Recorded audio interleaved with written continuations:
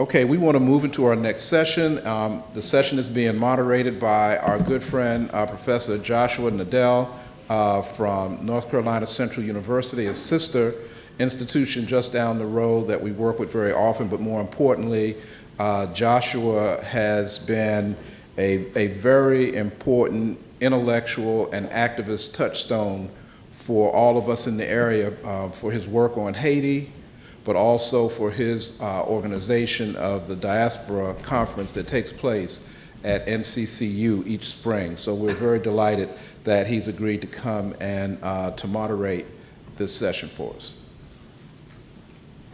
Okay. Welcome and thank you. And I do have some flyers about the symposium. The call for papers just went out this week, so I'll be putting those in the back table somewhere.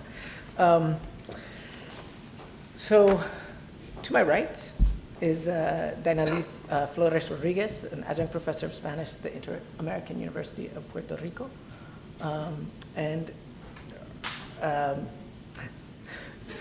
She works on language, power, and resistance, reading Frantz Fanon in a Trans-Caribbean setting. I'm going to just sort of let her go from there. I'm not going to spend too much time on introductions. Fuzi Sisley is an adjunct assistant professor at in history at the University of Minnesota, and works on the ability of secular literature and its systems of representation to produce dogma or closure, particularly in the case of this paper, as it relates to a misunderstanding, if you will, of maybe Fanon and his relation with Islam. So without further ado, I will turn it over to Daynali. Hi, how are you? Good morning. Thank you all for being here. During the last few years, I have entertained the question of how Caribbean writers living elsewhere and generally identified as Latino or African American writers in the US context challenge popular ideas about power, identity, and resistance in their narratives by reinterpreting Caribbean dictatorships from a transnational position. My curiosity led me to an emerging aesthetics with definite textual and thematic traits that I call Trans-Caribbean poetics. In a nutshell, I was able to identify four main traits to these poetics: the rejection of narrative logocentrism, the emphasis towards the private lives of common characters, an awareness of the authorial role and its implications, and the inclusion of multiple strategies of visual and linguistic disruption, akin to the reality of fragmentation. Although I am not going to discuss all of these traits today, you may hear in my analysis echoes of some of them. If you do, I am doing my job right. For this presentation, I want to explore in detail the politics of language in the Caribbean. Concretely, I want to tie Frantz Fanon's ideas regarding language as a weapon for violence and oppression with some of the textual and visual strategies of disruption used by Trans-Caribbean authors to empower the Caribbean subject, redefine notions of cultural identity, and resist colonial imperatives. There are three questions that guide my research so far. One is, what is the relation among language, identity, and power in the Caribbean? Is there any way to attest to that relation in the literary text? And what are the practical implications of such relations? The thesis I depart from is that the normative use of language and cultural discourse can be measured by its textual practices. In other words, language is used to influence our perception of cultural identity and make us act on them. Trans-Caribbean authors such as Julia Alvarez, Edwige Danticat, and Junot Diaz make us aware of this and take an active stand against it by using linguistic and visual devices in their narratives that disrupt monolithic assumptions of Caribbean identity. These visual and linguistic disruptions incorporate Fanon's ideas about language and reveal a concern with form, discourse, and praxis that further advances the idea of a Trans-Caribbean poetics.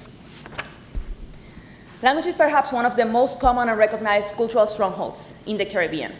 Whether it is the legacy of the colonizers, the weapon of the oppressed, or neither, language still finds, using Fanon's words, safe haven in a refugee of smoldering emotions. And as such, it becomes the place of an ideological battle that rarely accounts for the transnational interactions and social realities typical and constituent of the Caribbean region. As such, language is in fact a problematic legacy of colonialism. In the Spanish and French colonies, language was standardized by government-sponsored institutions as a way to facilitate the colonial enterprise.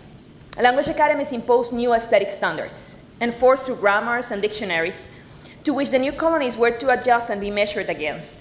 As such, language became embedded with notions of purity that denied and rejected the multilingual and multimodal literacies of the Caribbean people. On my back, I have examples of the Royal Spanish Academy and the grammar, the Spanish grammar. Antonio de Nebrija was the writer of the first Spanish grammar, and he kind of condenses these ideas in language was always a companion of the empire. So there is a definite colonial purpose to language, okay? If you see the Royal Spanish Academy shield, it says, limpia, fija y de esplendor. Basically, it cleans, fixes, and gives shine. So all of these ideas of purity are already embedded in there, okay?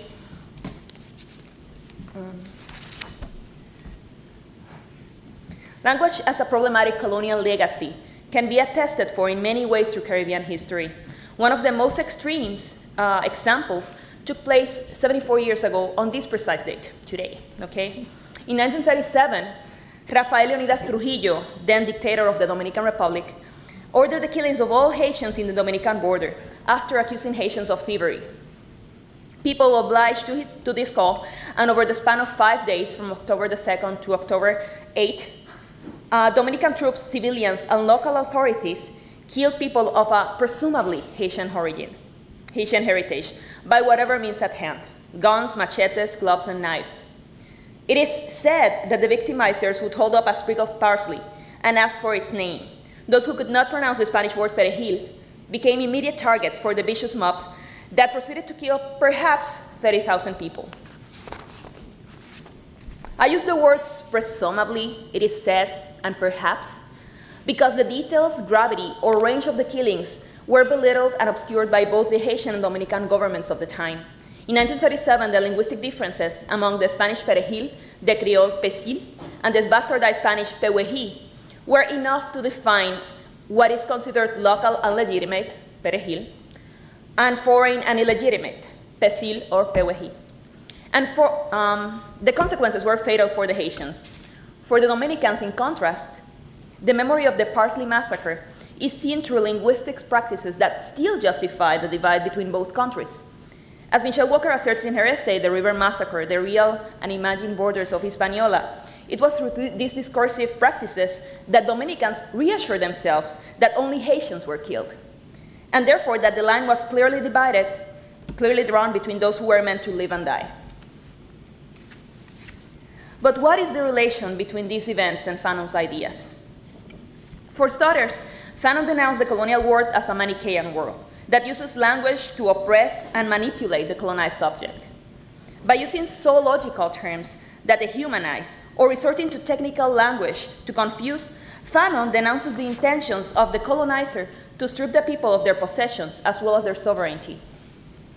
Trans-Caribbean authors consciously use different visual and linguistic strategies in their stories to interrupt the discursive hold language still has over notions of identity and power. As such, Trans-Caribbean authors engage Frantz Fanon's critique on the role of intellectuals that, open quote, do not place their theoretical knowledge at the service of the people, but instead try to regiment the masses according to a predetermined schema, end of quote. When we overlook or underestimate an integral discussion of the formal, thematic, and discursive aspects of language, in our attempts to keep the foreign other at bay, we inadvertently foster practices of cultural disenfranchisement akin to the colonial structures we are so ready to denounce. There are many instances in which Frantz Fanon's concern with language, literature, and power intersect with Trans-Caribbean poetics, but I can only address some of them. Now, we have to bear in mind that Fanon's comments emerge out of the specific colonial struggle between Algeria and France in the 1940s, 1950s. Colonialism and imperialism were not as politically charged and socially condemned as they are today.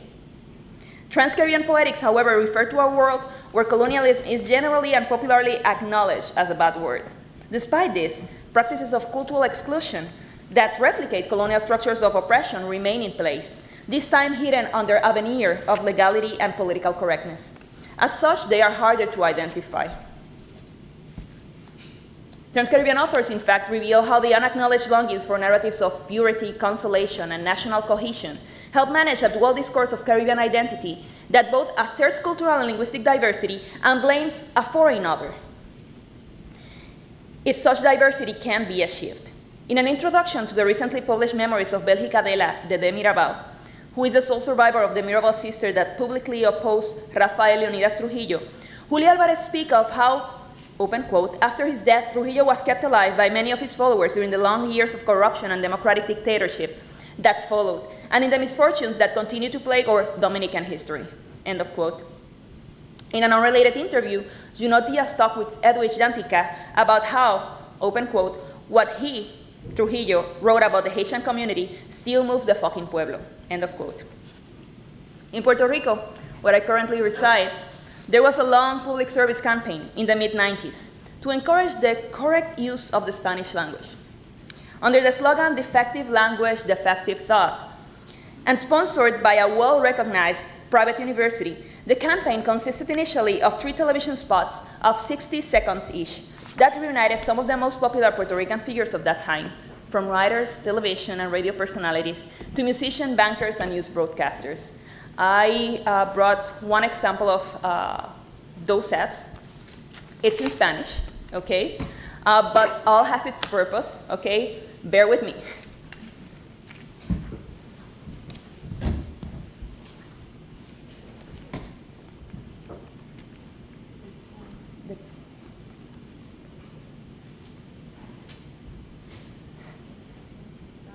That's all right. You have to do it in the slideshow.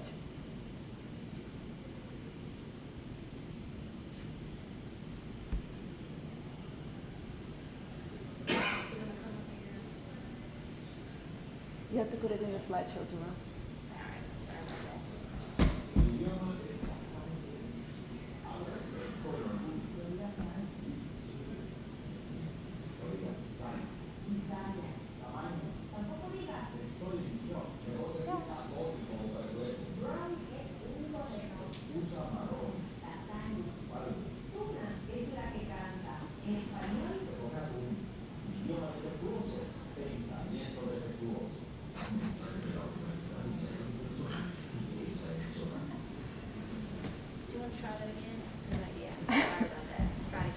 Can you, yeah.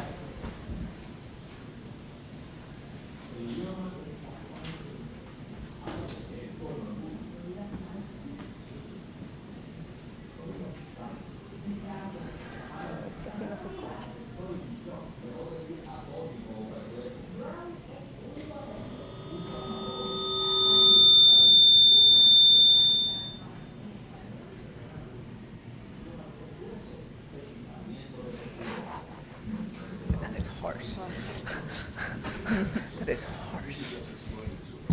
Yeah, well, technical difficulties, of course, Murphy's Law, right? Basically, and although many are perhaps not familiar with Spanish, there are a few words you were supposed to cut on. The spot encourages the audience to speak Spanish right and with pride, and ends up with the words, "Language is the living force of the soul." The ad emphasizes on the formal and technical aspects of Spanish language, and ties it with being a true Puerto Rican. The public figures that appear in the spot are condemning the use of loanwords from English in common conversations, and as such, English becomes a threat to pure Puerto Rican culture, an idea that not only disenfranchises the majority of Puerto Ricans in the island, but becomes extrapolated to Puerto Ricans born and raised in the United States. This idea was further confirmed by the campaign's mastermind in an interview conducted in the year 2000. Luis Lopez Nieves, a popular writer in his own right and a professor of Spanish, talks about two different types of Puerto Ricans in the US, those who get out of the ghetto and those who remain there. He claims that Puerto Ricans who get out of the ghetto lose their Puerto Ricanness by their assimilation to Americans, while those who stay only want out. He adds that Spanglish literature is an abomination that glorifies poverty and the ghetto, both of which need to be eradicated from the face of the earth. What is dangerous is that with a population of 4.6 million stateside Puerto Ricans and 3.8 million living in the island, according to the 2010 census, these type of ideas create a dangerous and pervasive precedent of cultural disenfranchisement toward the largest part of Puerto Ricans. Without going too far, in the University of Illinois, where I graduated from, there were two different organizations, student organizations of Puerto Rican students. Can you guess what was the main difference between the two? One was composed of Puerto Rican Spanish speakers coming from the island, while members in the other one were mostly English speakers born or raised in the United States. Luis Lopez Nieves uses language to resist American colonial domination. But in using Spanish to essentialize Puerto Rican culture, he is in fact using old colonial structures inherited from Spain. What I want to call your attention to, however, is how the practices he so strongly condemns are common when two or more languages interact, a phenomenon linguists call or identify as language contact. The most common products of language contact include pidgin, creoles, code switching, and mixed language, all of them common linguistic practices in the Caribbean. Which leads us to another important parallel discussion we should mention. Many linguists, especially those who work with Creole languages, are debating whether the term contact languages is in fact racist, as it asserts the lexical, syntactical, and historical ties between languages used by entire speech communities and their former colonizers. The shadow of authenticity predates every discussion related to language practices in the Caribbean.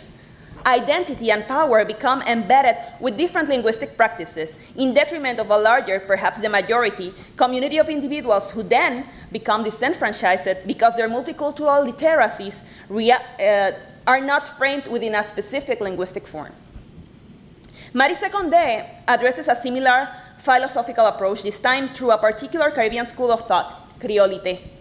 In a provocative essay published in 1998, entitled Creolite Without the Creole Languages, Condé questions the Martinican school of Creolite, whose writers she denounced strive to overturn the linguistic dominance of colonial powers and end up essentializing and reducing Creole to a single national Caribbean identity. Condé proposes instead to understand Creole identity as a decentering strategy, an historical reality that accounts for the cultural and national contributions of Caribbean subjects that speak, write, and interact in languages other than the normative ones to their country of precedence. Against a discourse that seems so intent in defining and claiming an identity through language, Trans-Caribbean poetics use their narratives to make readers aware of the limits of language, as well as the continuous process of linguistic and cultural negotiation in the Caribbean. To disrupt language normativity, Trans-Caribbean authors use code switching, translation, and literary gaps in their text and approach them from a practical and thematical standpoint. Let's explore each one of them. In my English, one of the essays included in Julia Alvarez's collection, Something to Declare, a young Julia explains how English became the favorite language whenever her parents didn't want her or her sister to know something. And this is a quote. Besides all these versions of Spanish, every once in a while another strange tongue emerged from my papi's mouth or my mammy's lips. What I first recognized was not a language, but a tone of voice, serious, urgent, something important and top secret being said. From the beginning, English was the sound of worry and secrets, the sound of being left out. Instead of representing English as a foreign language, Julia Alvarez asserts the communicative function of language, the urgency of the overall message, and how both her parents use it as a code. In this sense, English becomes a strategic code switching that emphasizes the skill of its users. English becomes a harder version of Spanish rather than its ideological or cultural opposite.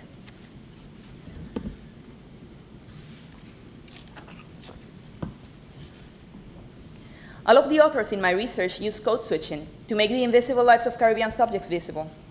But this last statement should not be understood solely within a context of loss and mourning. Instead, code switching is used in its broadest sense. In the brief wondrous life of Oscar Wilde, Junot Diaz alternates between many non-standard speeches, such as Ebonics, Spanglish, A-prefixing, New York variety, nerd boy talk, Latin, and the Dominican Campuno. While Junot Diaz claims that there is no Spanglish in the brief wondrous life of Oscar Wilde, Spanglish being the most identified code switching there is, He claims that the reader will find lots of code switching, which is the great American idiom. As such, in Trans-Caribbean poetics, code switching also refers to formal and informal registers, regions, countries, mediated genres, and references such as footnotes. As Junior, the main character in the story, reminds us, it sounds like the most unlikely load of jeringonza in this side of La Sierra Madre, but one man's jeringonza is another man's life. The communicative function of language needs to be confronted with its formal aspects. Translation provides an appropriate context to achieve this. In translation theory, linguistic translation and cultural translation correspond to two different ideals: fidelity and fluency. Fidelity refers to the accuracy to convey the meaning of the source text in the translation, while fluency refers to how the translated text answers to its social-cultural context. Although these two ideals need not to be mutually exclusive, one is often chosen over the other. In Caribbean discourse, there is a tendency to choose fidelity over fluency, history over creation. Even Derek Walcott's novel speech refers to the fragments of an epic memory as a base broken and reassembled by love. The ideal of historical fidelity presupposes a text, and in turn, in that text presupposes its characters. Frantz Fanon seems to suggest this when he talks about the myths and epics of national liberation that rely on a central figure, and whether that figure wins or loses the battle he is immersed in, there are only but two options: a dignified death or a much-deserved victory. Since epics, myth, and history were created by the colonizer, by the oppressor, it doesn't matter discursively which one of the endings we colonized get, because we will still be immersed in the oppressor's structure or way of doing things. To challenge these ideas, Trans-Caribbean authors use translation to show the limits of language, and literary gaps to provide with spaces for creation and meaning. The title of Edwidge Danticat's book, The Dew Breaker, for example, is the English translation on the Creole expression "Chuquelagos," a title that refers to the regional leaders that emerged during the Duvalier's dictatorial regime. In an interview on the book, Danticat explains how she used the most serene-sounding translation possible, demonstrating fidelity to the original Creole expression. She also took into account how the words "dew breaker" echoed the American expression "ball breaker," thus demonstrating fluency towards her audience in the context she lives in. Translation becomes a way to demonstrate the cultural negotiation process within a social, linguistic, and cultural continuum, which in turn alleviate the discursive implications embedded in any particular language. Literary gaps is a strategy that helps us transition from linguistic disruptions to visual disruptions in Trans-Caribbean poetics. Trans-Caribbean authors don't work by opposing other Caribbean writers or philosophers, but by including them critically in their work. As such, literary gaps in the text may be interpreted as the mark of what was or still is lost, as well as a new space of creation. In Trans-Caribbean narratives, gaps emerge from the conscious decision of characters and authors to keep and build silences within their stories. For example, in The Time of the Butterflies, Julia Alvarez articulates her own interpretation of the Mirabal sisters' story. She asserts the individual and private lives of the four Mirabal sisters through journals, fictional, but possible historical documents, letters, and the like. The idea is that there are multiple texts accounting for different versions of the same story. This sample is taken from Maria Teresa's personal journal. I don't know if... Okay, let's keep it. Which shows an increase in textual gaps the more involved she becomes in her efforts against Trujillo. The reader confronts these interruptions in a stride as she marks in small handwriting and in brackets when there are pages missing, pages torn out, in the example that I'm showing, and you got a handout of some of the examples, Maria Teresa decides to blot out her and other people's names in the written testimony. She passes to the Organization of American States Committee, which is investigating human rights abuse as the sisters are in jail. It's the packet with the pictures. There is one of the pages, it's supposed to have a text, blocked, literally blocked, as if it were censored, okay? That's the one.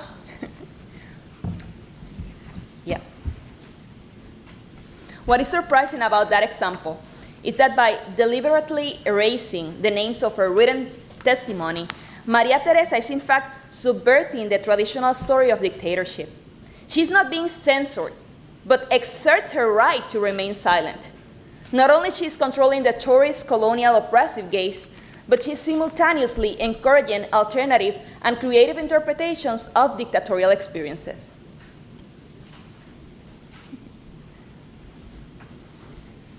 By including blank spaces or withholding information, Trans-Caribbean authors assert their right to represent themselves. This is a very visual and evident strategy that is nevertheless ignored in literary analysis, perhaps due to the little attention we Caribbean scholars pay to the text in front of us. As you may have noticed by now, Maria Teresa's silence are also very visual in the text, as if to remind the reader that in our search for what is lost, we scholars ignore what is actually there. Other visual strategies of disruption include font changes, textual images, or the inclusion of images that challenge the visual practices of consumption in the Caribbean. This last idea is very much present in Caribbean discourse. If we were to read the script for the public service campaign that we just saw, we will find some rather curious instructions. The script asks from their participants to read the script according to their sexual gender, and to make physical emphasis to their negative or positive remarks to language. Likewise, the script describes the ad as a successive identical shot from the waist up of the participants, who are instructed to say a few words in a quick dynamic manner. Thus, forms becomes essential to convey a message of identity, as everyone's role is clearly defined and standardized. The response is controlled and automatic. The identical shots are a visual reminder of these ideas. There is also a thematic approach to visual strategies of disruption. The story Sings Simply by Edwidge Danticat suggests a relationship among Caribbean individuals based on internal and damaging patterns of visual consumption. In the story, Princess occasionally works as a model for a Guadeloupean artist, Catherine, who hopes one day to get Princess to roam naked on the beach, attempting to make love to the crest of an ocean and wave, end of quote, while Princess in turn dreams of becoming an artist like Catherine. The story ends when Princess draws for the first time after receiving her likeness from Catherine. The story explains how both women make private concessions and become parts of a fetishized landscape to gain access and a voice in a civilized world. As they interact with each other, however, something changes. Princess learns to see and create beyond restrictive patterns, forms of consumption, by drawing in the dust and leaving the blank faces, this is the direct quote, leaving the blank faces in the dirt for the next curious voyeur to add a stroke to, end of quote. Catherine yields her painting to Princess, and with it grants her the right to own the way she is represented. Trans-Caribbean authors ask us to consider our own visual practices of consumption. Our practices of seeing are already coded in the Caribbean. How can we change the story? What do we have to contribute? While I cannot explain them in detail as much as I would like to, I just want to briefly acknowledge text-driven visual strategies of disruption, as well as to show how do we go from text-driven to purely visual strategy, to visual disruptions. And this is part of the package, the handout that you all received. Junot Diaz, for example, uses over-coded images between each chapter. You have an example of it, which are just oversized drawings that transcends the margins of the page, just as the Caribbean space in medieval maps was often beyond the margins of the known earth. Each drawing is in turn interrupted by the number of each section, framing a black square that partially covers the image or the title of the book. Julia Alvarez, in turn, draws the Caribbean space and the Caribbean body with different spatial orientations that defy or sustain normative discourse. She includes drawing in two of her stories, Before We Were Free and In the Space of the Butterflies. Notice, for example, and you should have the example, how south is in the north and vice versa, or how the woman body is fragmented, is not whole, and dressed for performance. Trans-Caribbean poetics provide a way to contextualize Frantz Fanon's ideas about oppression through linguistic and literary practices in a Caribbean space defined for and by the people in it, rather than by geographical, racial, or national boundaries. Even more important is that these new strategies do not represent the effective or logical antithesis of the oppressor's position, as they challenge us to transcend the traditional or normative ideas we have held unconsciously for so long. In attending to language and literary practices, we are in fact attending to discourse and how it has changed for it to become the world Fanon envisioned so many years ago. Thank you.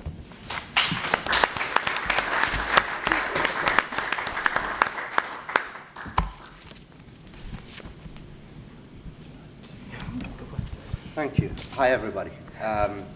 I would like first to just note that the title of my presentation has changed. The new title is "The Idea That One Could Come to Terms with the Muslims." It's a line from A Dying Colonialism. And it's basically about how Frantz Fanon found common grounds with Islam in Algeria. I had argued in a previous article that there is an elephant in the wretched of the earth. It is Islam and its anti-colonial tradition. It sounds controversial, but it really isn't. The Algerian War of National Liberation was a self-declared jihad against invaders. The official newspaper of the FLN, which Fanon edited and in which he wrote extensively, was called Al-Mujahid. The tradition of resistance to French occupation that dominates Algerian history in the 19th century, whose memory Fanon finds still vivid in the minds of Algerians of all ages, was Islamic in its organization, in its ideology, even in its name. The anti-colonial jihad led by Emir Abdel Qadir is well known in the 19th century, but there were others. One led by Haj al-Muqrani, Sheikh al-Haddad, Sheikh Bou'mama. Elsewhere in Africa, one can cite the jihad campaign led by Abdullah Hassan, who fought the British and the Italians in Somalia, Al-Haj Omar Tal in Guinea, Senegal, and Mali, Muhammad al-Snoussi, and of course, the campaign of Omar al-Mukhtar in Libya, and of course, Usman Danfodio in Nigeria, Ma al-Ainain, and Abdul Karim al-Khattabi in Morocco. These are just some of the most prominent jihad campaigns in the 19th and early 20th century. I could not predict when I first presented this argument at a conference in Boston the strong reaction of the audience. I remember the moderator telling me with clear displeasure, Hamas and Hezbollah would be proud of you. Audience members, mostly academics of the liberal and radical left tradition, were incensed. How could I link the great icon of the left, Frantz Fanon, not just to any religious tradition, which would be bad enough, but to a religious tradition that is today still feared and despised? So I would like to start with a disclaimer. I truly mean no disrespect to Fanon, to the liberal radical tradition, or to the Islamic tradition. I just see Fanon's thought articulating itself at the junction of numerous traditions. In addition, the ideas that I'm presenting here are by no means definitive and simply aim to further the discussion on an admirable thinker, especially aspects of his thought that have fallen so far outside the frameworks of academic discourse. I still stand by the argument that the peasant spontaneity on which Fanon built his revolutionary theory was not that spontaneous after all, and that a careful reading of the famous chapter, Spontaneity, Its Strength and Weaknesses, shows that all the examples that Fanon gives of peasant spontaneity belong to a distinctly Islamic anti-colonial tradition that, by the time he was writing, had been in existence for over a century. Rather than spontaneity and organization, what the wretched of the earth actually describe is the combination of two systems of organization, one Marxist, the other Islamic. I cited reasons why Fanon omitted reference to Islam, and I reiterate the point that this takes nothing away from the accuracy of his insight or from his sincerity as a thinker and as an anti-colonial fighter.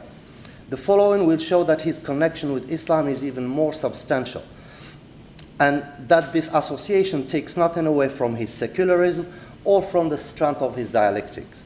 In Algeria, Fanon had one significant advantage over his liberal and progressive comrades, his attentiveness to the racial dynamics between Europeans and the Algerians. He analyzes the ambivalence of European progressives, including himself, at the outbreak of the war in Algeria, unapologetically from a racial angle, a perspective that is still mysteriously missing from the discussion of contemporary colonial wars like Iraq, Afghanistan, and Palestine. It must be recognized, he writes, that the lack of curiosity among Europeans in Algeria regarding their country's most burning problems has its origin in the unconscious race prejudice we all bore within us, unquote. The race prejudice, he says, was unconscious because at the conscious level, this is a conscientious, politically savvy community of the left. We had surmounted the aggressive racist colonialism, he said, but we had by no means rid ourselves of paternalism. Not the least of the shocks that we experienced was the realization that we were still racist in attitude. Fanon attributes the Europeans' racial prejudice to segregation. The cities were divided between the European Green Zone and the native Kasbah. Political life was segregated into two colleges, and natives and Europeans were separately elected to two separate electoral colleges in the French Parliament. While political discussion was commonplace among Europeans, he says colonial problems were approached from a French point of view. It was easy for Europeans to express themselves in favor of Vietnamese and Tunisian independence, but these pronouncements were purely theoretical about faraway places, and they had no concrete implications for European leftists in Algeria. As for the rights of the Algerians, he adds, the question did not even arise, and we took refuge by comfortably and magically denying the problem. When the war broke out in November 1954, he joined the Committee for the Defense of Civil Liberties, a new group formed by European progressives. He was soon charged with representing the committee to organize a big protest with Muslim leaders. This was the first time, he writes, that he was put in contact with Muslim politicians and organizers. Fanon says that up to this point, he had never had political discussions with Muslims, even with his best Muslim friends. A tacit agreement seems to have been concluded, he says. We recognize the validity of nationalist sentiment among our Muslim friends, but we never spoke of this, so as not to break those bonds of friendships whose fragility we sensed. Fanon was able to see that the friendships between Europeans and natives were contrived and scripted to prioritize Western liberal sensibilities. What distinguished Fanon from his European comrades was his dissatisfaction with colonial mannerism. He was not afraid of the natives' authentic political subjectivity. This is evident in his reaction to Muslim political leaders in his first meeting with them. As he himself reports, May the 8th was chosen as a date for the protest solely for practical reasons. European activists complained that it was the anniversary of the 1945 anniversary and massacres in Satif and Galma, and they feared that that might look like a provocation. Muslim leaders agreed to change the date, but an activist, Fanon, called simply by the initial H, vehemently objected. H rather liked the idea of holding the protest on May 8th. It's a day of mourning for us, he said, and we shall be telling the colonialists that we have not forgotten, that we shall never forget. Fanon notes here the shock and discomfort of European activists.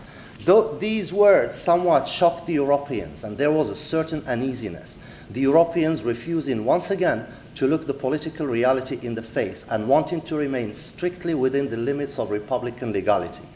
Fanon was too conscious of the impact of segregation on the European and the native communities. He was too conscious of the apathy of the Europeans and too conscious of their racial prejudices. More importantly, he was not willing to accept the limitations that those prejudices imposed.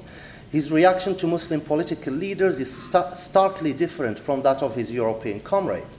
He says, I was struck by their conscientiousness and their moderation. Such open-mindedness about Muslims is sometimes hard to find among liberals and progressives even today. There is a lack of paternalism in Fanon's dealing with the Muslims, and he shows a determination to treat these activists as equals.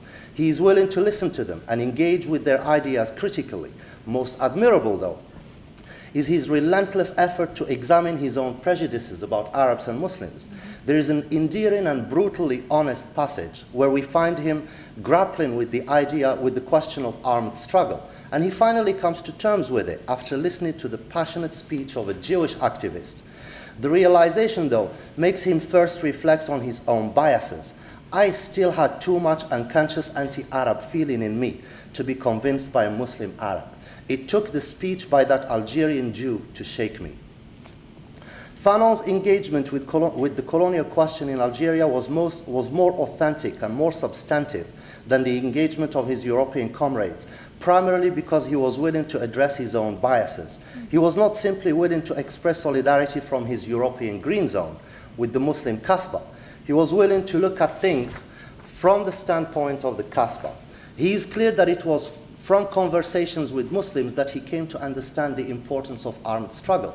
I continued to have discussions with my Muslim friends, he writes. Little by little, I was beginning to understand the meaning of the armed action that was being carried on. So what is this armed struggle that Fanon, as a result of his conversations with Muslims, came not only to understand and accept, but even to partner with? Were these religious discussions? What is it in the Islamic tradition of resistance to invaders that particularly appealed to Fanon and gave him arguments he could understand and get behind? Circumstantial evidence shows that Fanon related to the Islamic religion and its traditions in Algeria with respect. He famously describes Christianity in the colonies as a pesticide, but he doesn't display similar sentiments about Islam. He changed his name to Ibrahim Fanon, and one comes occasionally across uncorroborated reports that he converted to Islam. His burial in the cemetery of the Shuhada, the martyrs, on the Algerian-Tunisian border is also an indication, at least, that he was not opposed to the Islamic traditions of his fellow mujahideen. In the opposite direction, Fanon's secular Marxist revolutionary outlook is well known. A dying colonialism shows him contemplating joining the FLN and candidly contending with Islam's role in the struggle. Quote, my leftist leaning drove me towards the same goal as Muslim nationalism, yet I was too conscious of the different roads by which we had reached the same aspiration. Independence, yes, I agreed. But what independence? Were we going to fight to build a feudal theocratic Muslim state that was frowned on by foreigners? Who would claim that we had a place in such Algeria? At least at that specific moment, the answer to this question turned up to be simple enough. It was up to the Algerians to decide what to make of their state, and whether that decision turned out to be a success or a failure changes nothing about the legitimacy of the Algerian struggle and his conviction of the necessity to join it. In other words, aside from the question of the role of Islam in post-independence Algeria, Fanon does not voice any objections about the role of Islam in the War of Liberation itself. While this does not mean that he was cognizant of the Islamic tradition of jihad and in agreement with it, it is noteworthy that he did not voice any objections to it. One rarely noticed fact about Islam that can shed some light on Fanon's situation as a volunteer in a Muslim country's war of liberation, namely that Islam relates to justice and injustice on secular grounds. It might sound contradictory to a Westerner, but it is a fact that Islam evaluates political issues of justice and injustice on secular grounds and by reference to legal parameters. From that perspective, Fanon, the Marxist, anti-racist revolutionary, can be shown to have been conceptually in full agreement with Islam. The discussion of Islam in the West is hostage to a translation procedure that renders Islam in familiar conceptual frameworks, borrowed from the Judeo-Christian tradition. The mosque is seen as a church and imams are seen as priests. The fact that there is no church and no centralized church or church-like institution in Islam is a fact that is either unknown or difficult to understand. Likewise, the translation of jihad as holy war and mujahideens as holy warrior is sheer abuse of language. Nowhere in the Quran is war described as holy, and the idea doesn't exist in Islamic jurisprudence, the Sharia. Crusader wars are a Christian tradition that has no equivalent in Islamic books or in Islamic history. The biblical theory of holy war, commonly referred to by biblical scholars as the harem or the ban, which involves killing as a sacrifice to God, or killing where the killers are seen as instruments of God who in the end is assumed to mete out the punishment, have no equivalent in Islam either. None of these concepts have equivalence in the core text of Islam, the Quran and the Hadith, in its legal schools of thought, nor can these Judeo-Christian concepts of war be found practiced by Muslims in their history. And yet, the idea of holy war is routinely and openly projected on Islam. John Collins, for example, does a fine job illustrating the biblical war doctrine of harem and casually projects it on the Quran, apparently without even feeling the need to provide proof.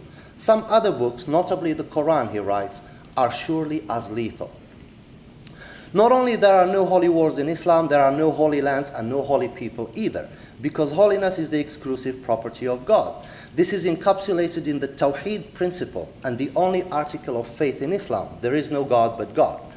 It is not the existence of one God that is stressed in this principle, it is the absence of any holiness or divinity in the here and now.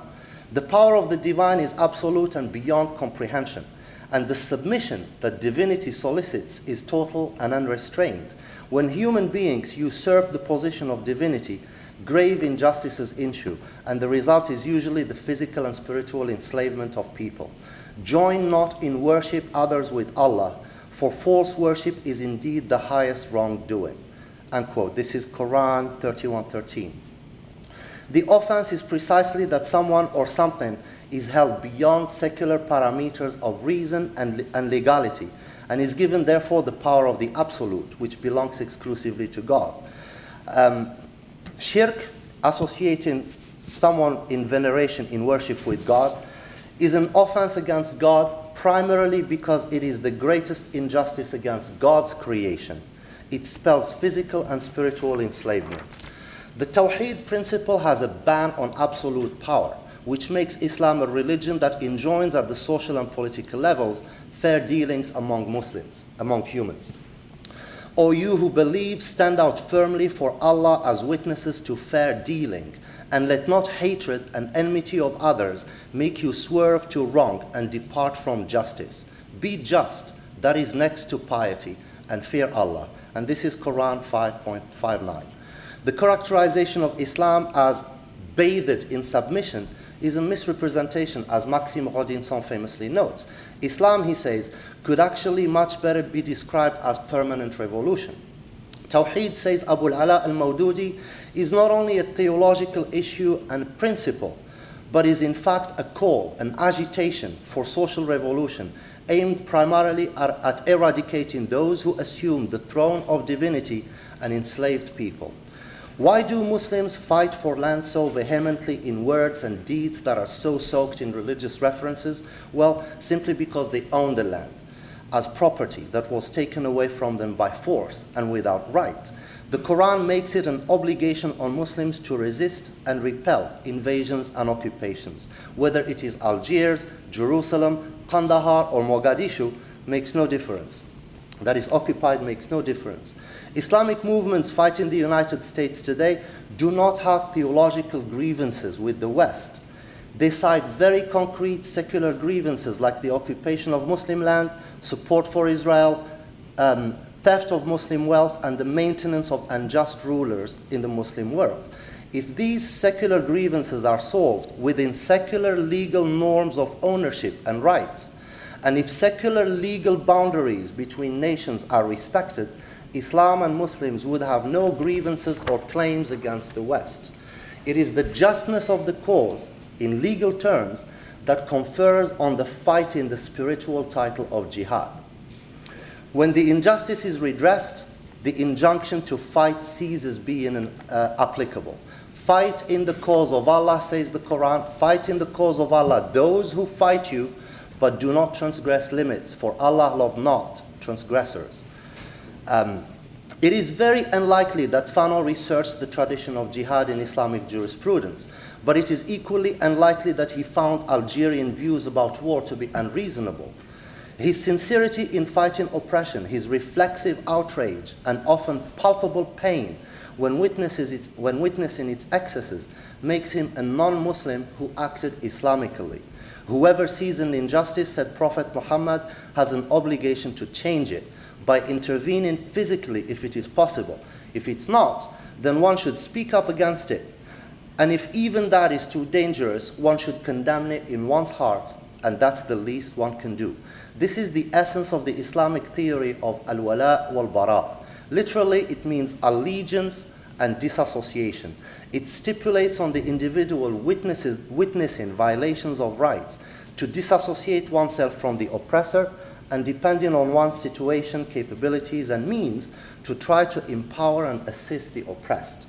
If one cannot redress the situation, one should at the very least not aid and abet the oppression. Fanon's reasoning is completely secular and dialectical, but he is conceptually and philosophically in complete agreement with Islam. Notice how tormented he feels in the period just before he joins the FLN. He flees to France because he couldn't witness the injustice in Algeria. But in France, He just finds a bad conscience and feels even more useless, he says. Faced with an unjust situation, he finds inaction intolerable. This is a most natural human reaction when one's conscience is alive. So he gets into arguments to stir up reactions. He protests and provokes and tries to make people understand, but in vain. The Parisians had their mind only on their evenings out, he writes, on the plays they wanted to see, on their vacation that had to be planned 3 months ahead of time. And immediately, in a dying colonialism, comes a remarkably secular expression of al-wala wal-bara. And this is the quote. I found myself detesting them, despising all those Frenchmen who sent off their sons to torture in Algeria and cared about nothing but their little shops. I rejected any feelings I had belonging to the French nation. My people were certainly not those bourgeois devoid of any ideal. They were the people who suffered and died every day in the Jebel, meaning the mountain, and in the torture chambers. These initial reactions, to be sure, became attenuated. I felt at home only with Algerian emigres.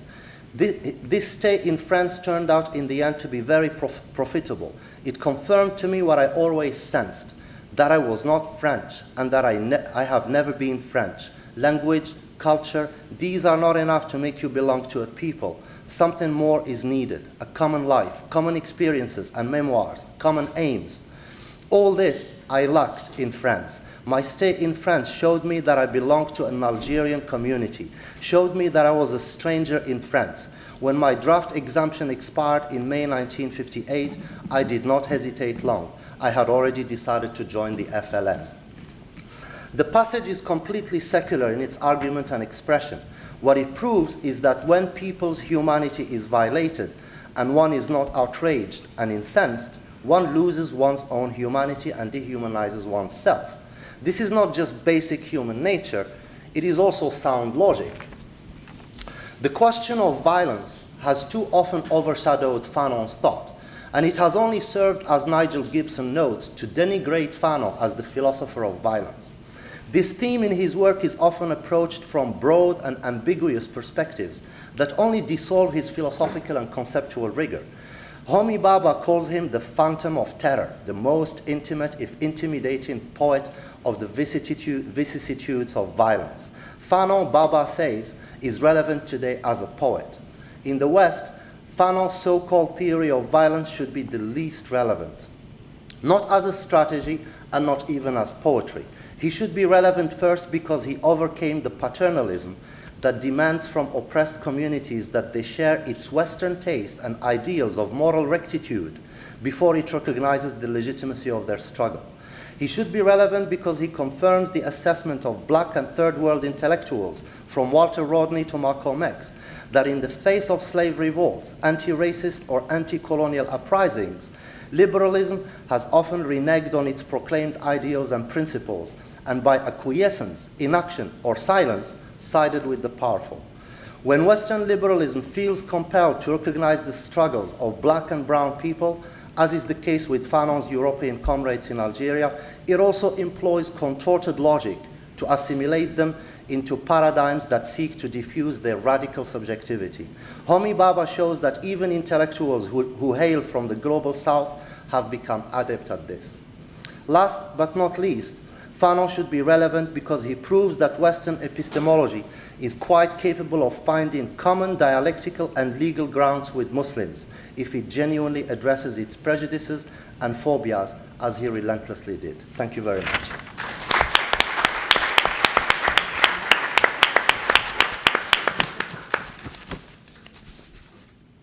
So, thanks both for the fascinating papers.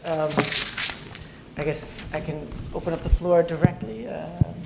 So I think there's a question. Is that did you? No? Okay. Here in the front. Yes. Thank you very much for your both of the presentations. My question is about translation. Translation, in Italian, there is a saying, traditore, traditore. It's the same word. It sounds like the same word, but one means translator, the other one means trader. So a translator is a trader. my question is, a translator, you have talked about translation, and in your talk, I see Fanon standing there as a translator of European ideology and Islamic ideology, and standing in between to try to create something that can be identified in both sides. What do you see in the case of Caribbean authors is happening in them, especially in the case of Puerto Rico, where you have Spanish and English, and these writers being aware of both the strategies and languages, in this case Spanish and English, and here Fanon being aware of European epistemology and Islamic practices. Where do you see Fanon as a translator in this work? Okay. One of the things that I believe I try to address is that all these authors claim and recognize themselves, acknowledge themselves as Caribbean, even though they're not living geographically in the Caribbean. And the trouble, the fact that they have exposed themselves to other cultures, have helped them see other ways of seeing, and the many processes that there are to come to a cultural understanding of themselves and of others.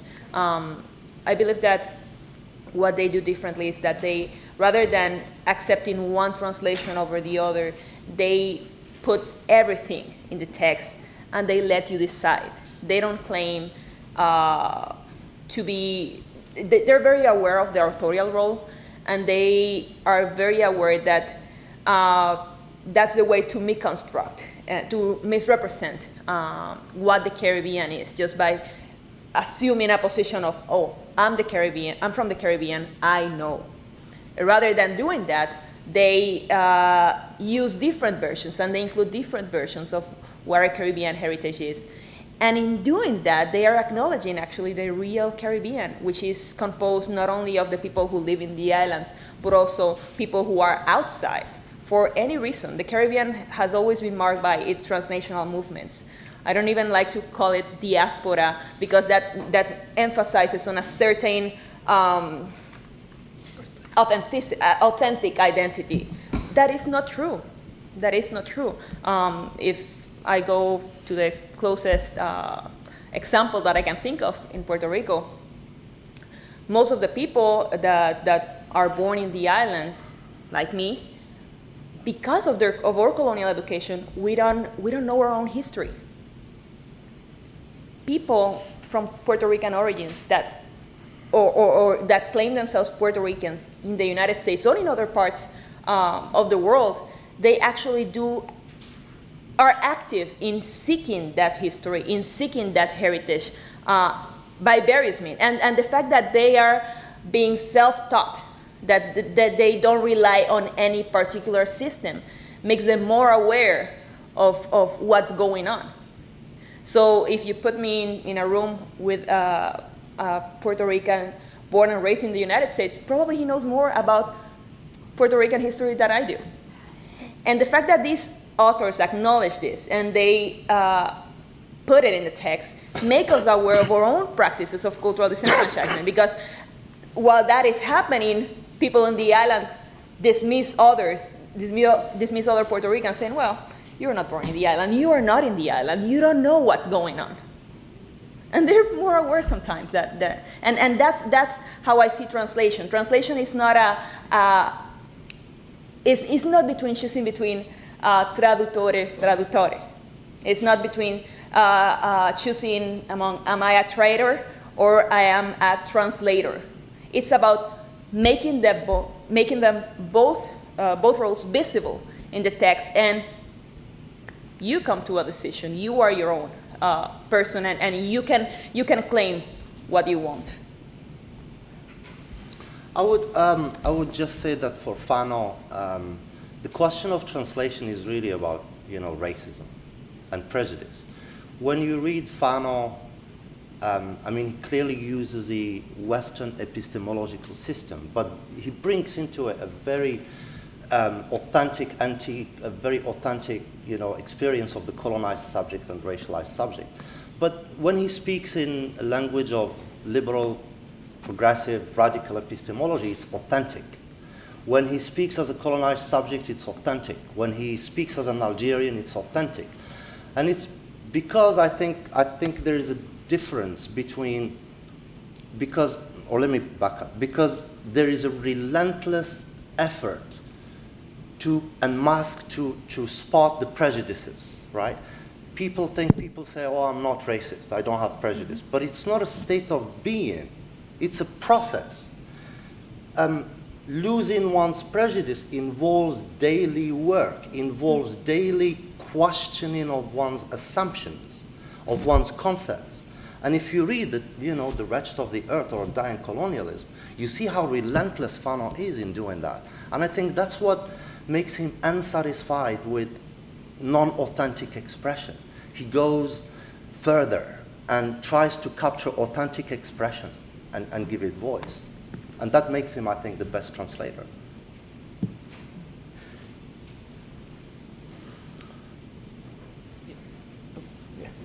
Let me ask a question because thanks for the presentation.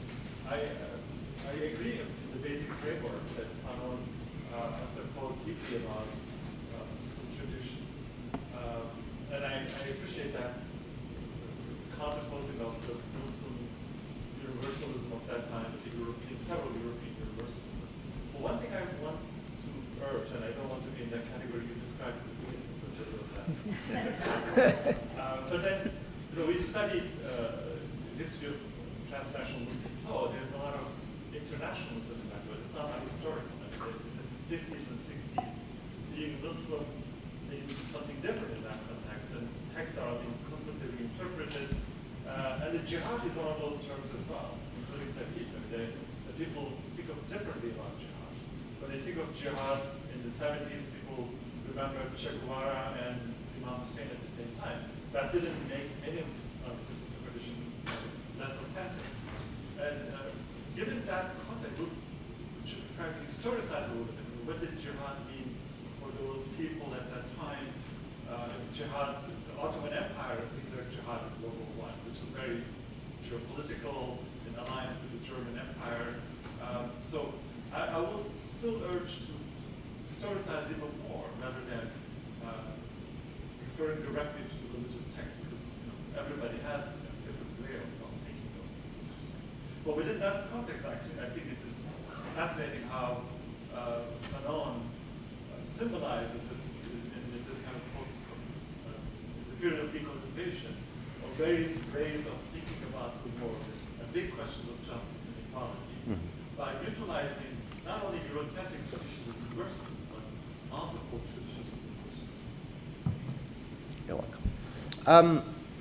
I think that you make good points. I would just say that the concept of jihad that I'm using is I'm using it in the legal sense of the word. I mean, yes, the Ottoman Empire could declare jihad. Gaddafi declared jihad, on Italy when they held his son in prison for a weekend. But I mean, the fact is that in the Islamic tradition, at least for it's within the Sunni tradition, which makes up over 80% of the Muslims, there is no church and there is no clerics, right?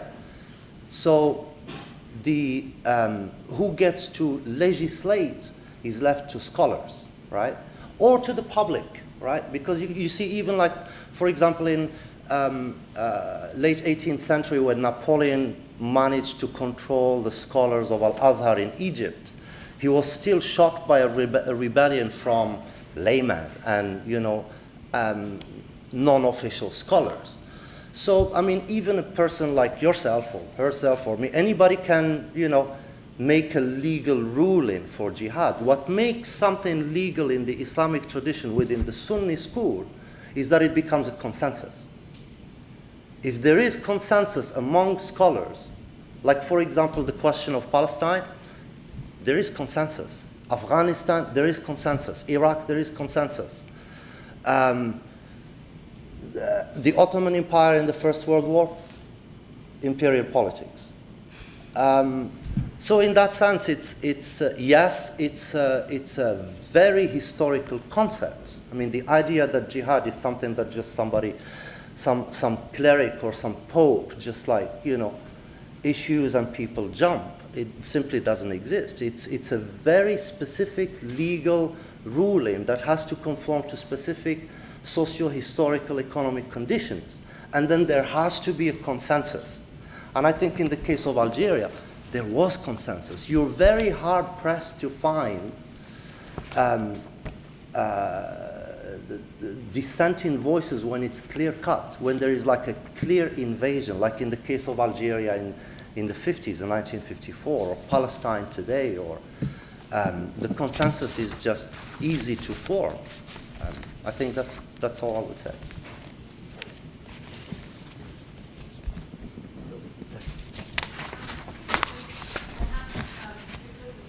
Because of the way you structured your argument to make it more forceful, you've separated out socialism and Islam as two, is in a sense two distinct strands. So how would you make sense then of what happens then in the constitutions, the various constitutions of Algeria, where really there is this sort of sense of the importance of establishing the Islamic socialist state. So where the two things really aren't being conceived together. Could you say a little bit more about how they really are, there is this attempt to understand the two things together? Sure. Through the revolutionary struggle and then subsequently.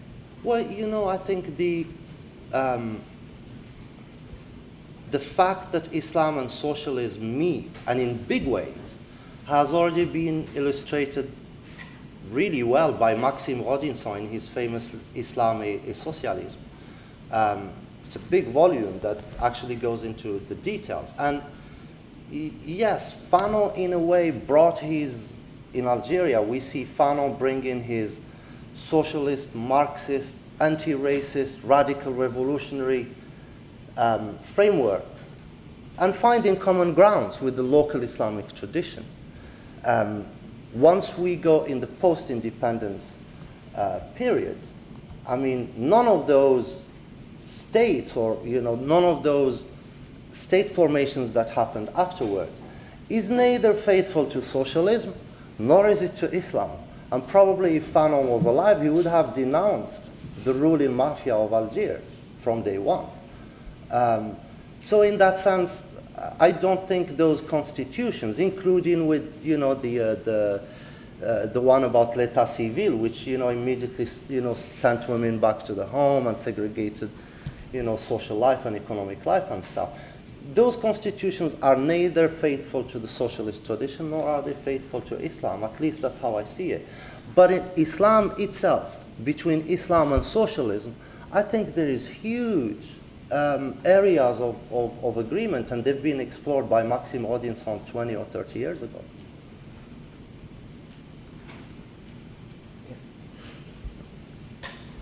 I have a question for Professor Flores-Rodriguez. Actually, two questions. I was wondering if you could talk a little bit more about the Castilian grammar book that was published in 1492, Castilian Spanish, and how that was tied to imperial projects in the Americas.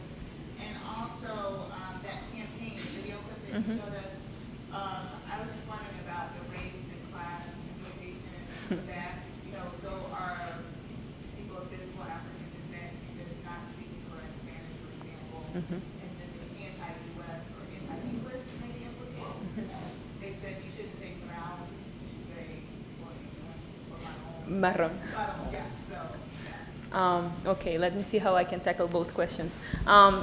As for the first grammar, the first Castilian grammar, the connection was clear. The page that I showed, it's actually the dedication that Antonio de Nebrija does to the queen at that time, to Isabel de Castilla. And he actually mentions in that introduction, that's where I brought that beautiful gem of the language is the companion, has always been the empire's companion. So basically what he does is that he proposes to standardize language. I don't know if you have seen written Spanish from before the conquest, but there is no standard whatsoever. There are letters used differently. Nobody seems to agree. And finally, the Spanish decided to follow the example from Italy and France, who did it before them, to establish a government-sponsored institution to standardize language, because that was definitely something that would help preserve the heritage, the Spanish purity of the times. And although it was that those ideas emerged in the conquest and colonization in the Caribbean or were parallel, they were also applied to the expulsion of the Moors and at that same time.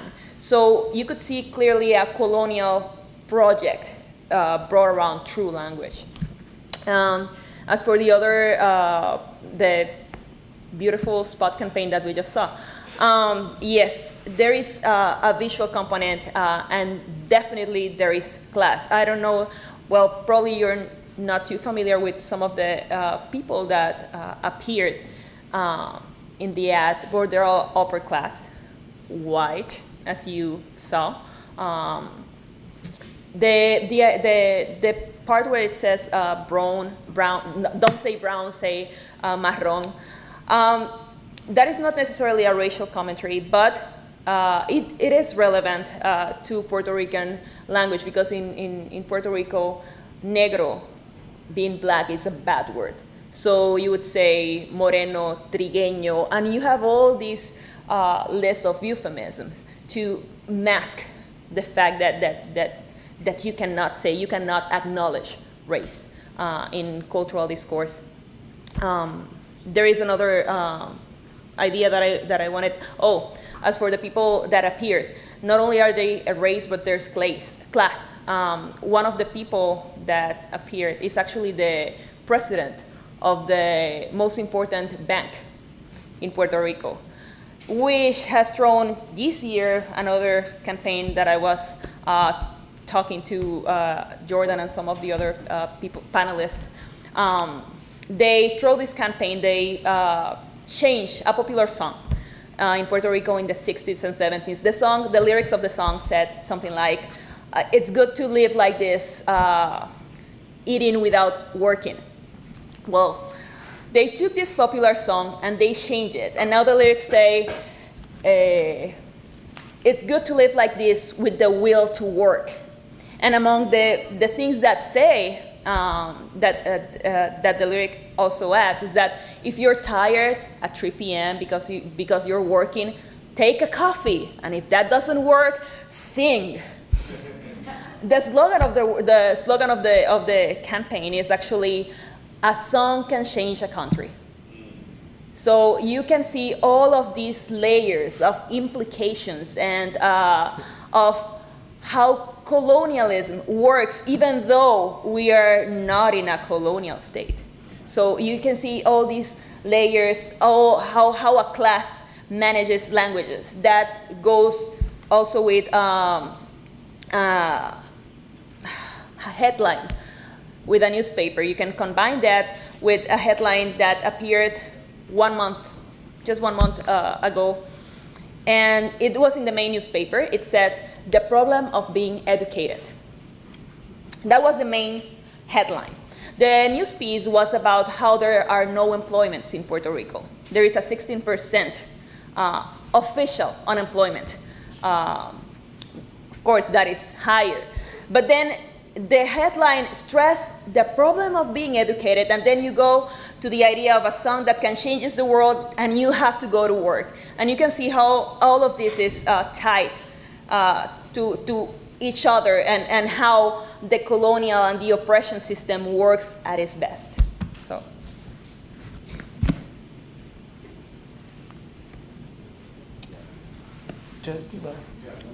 One more question from the floor. Joseph, you did have a question. So, let's